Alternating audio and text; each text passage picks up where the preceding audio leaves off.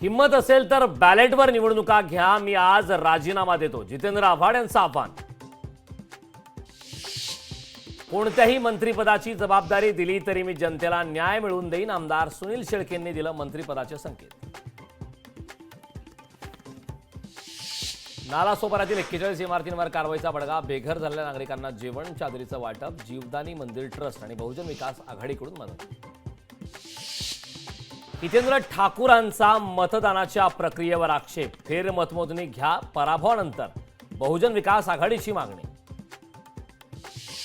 काळजीवाहू मुख्यमंत्री एकनाथ शिंदे साताऱ्यातील दरेगावी, शिंदे 2 दिवसांसाठी दरेगावी राहणार.